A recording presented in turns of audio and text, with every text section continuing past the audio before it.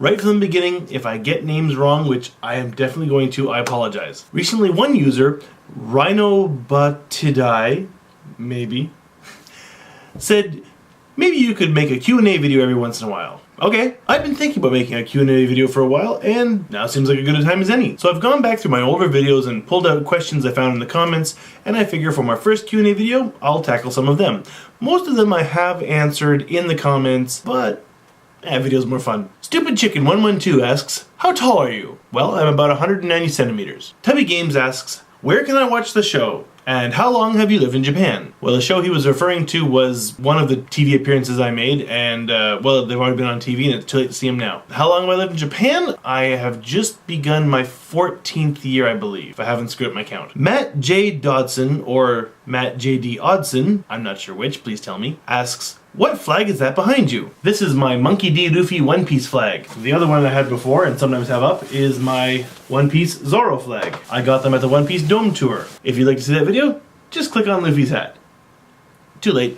CloudSplitter24 asks, where did the YouTube name of Sparkuus come from? Well, my name is Mark, and my mother sometimes would call me Marcus as a nickname. In my 3rd year of university, I shared a house with 3 other people. One girl, her name was October, and instead of calling me Marcus, she decided to call me Sparkuus. And when I was trying to think of a username to use when I started making my own YouTube videos, that popped into my head. And unfortunately, Sparkuus with 1 U, someone had already taken it. I tried Sparkuus with 2 S's, and someone had already taken it. And I didn't really want to put a number after my name, although I could have, so I went for 2 U's, which has led to confusion at least one point. I posted a video response to a Dan Brown video, and he used my comment, but he called me Sparkuus. Chowie03 says, just curious how you met your wife, and Kenny6226 asks, can you make a video on how you met your wife? Yes, I can. Okay, I'll do that sometime, okay? I will. Should I just do it now?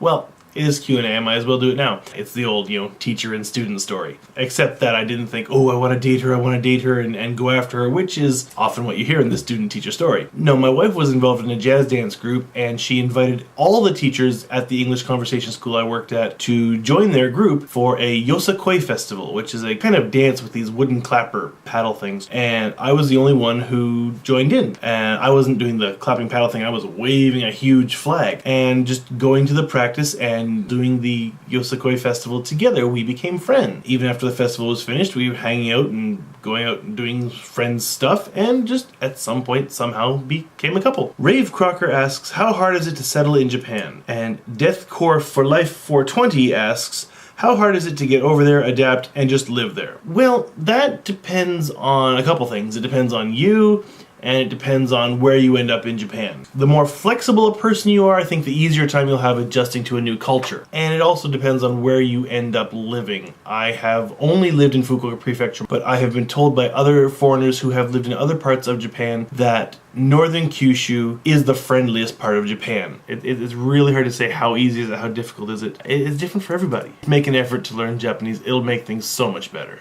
ESL Angel asks, is that the park behind Across Fukuoka? Yes, in several of my videos I've been in the park behind Across Fukuoka. That was easy to answer. Chowie03 asks again, could you go over your history with the Japanese language? When, why did you learn it? When, why did you move to Japan? Back when I was in university from 93 to 97, there was an anime club. Didn't you just know it was going to start with anime? And my friend in my 2nd year convinced me to come along to the club and go watch a showing. Back then, anime was not very popular yet in North America, and it was very hard to find. At our university, in our club, the Control A, club that really likes anime, we had a monthly show, 6 hours on a huge projection screen. They're fantastic. And they still have those shows today. So my friend convinced me to go out, and I went and watched the anime, and I loved it. It was great. So I kept going back every month and even got involved in the executive of the club and running the club. But going to the anime got me interested in learning Japanese. And there were Japanese courses offered at my university. So as an elective, I started learning Japanese. From learning Japanese, I became interested in experiencing Japan. The only way to really experience a culture is to live in that country, because a short visit, you just don't really get the full experience. You don't really get to know the country as well. It started with anime, but I didn't come to Japan for the anime. Actually, I watched a lot less, and probably still do watch a lot less anime living in Japan than I did when I lived in Canada.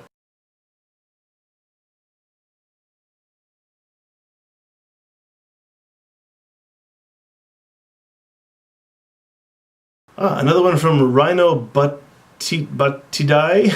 I'm sure I'm saying that wrong. He asks, do you like Japan more than other Asian countries? Well, I've only been to 4 countries in Asia. I mean, I've been to Japan, I've lived in South Korea for 1 year, I've visited Thailand twice, and I have visited Hong Kong twice. Both very short trips, like 20 hours first time and a day and a half the second time. I think if I was, 10 years younger and still single, I could probably go live in Hong Kong for a short stretch. I would enjoy that. Thailand, I like visiting. Don't think I'd want to live there, though. South Korea, I liked living there, but the air was so dirty, it was just killing my lungs. So out of all of the Asian countries I've been to and lived in, yes, I like Japan the best. Stragi comments that, oh, a Canadian that hates beer. Haha, did they kick you out? No, they didn't kick me out of Canada, but it was a near thing. They let me keep my passport, but only on the condition that I get counseling. But I've actually, within the past year and a half, 2 years? 2 years? Yeah, but no, within the past 2 years or so, started to like coffee, so I think I can be forgiven not liking beer.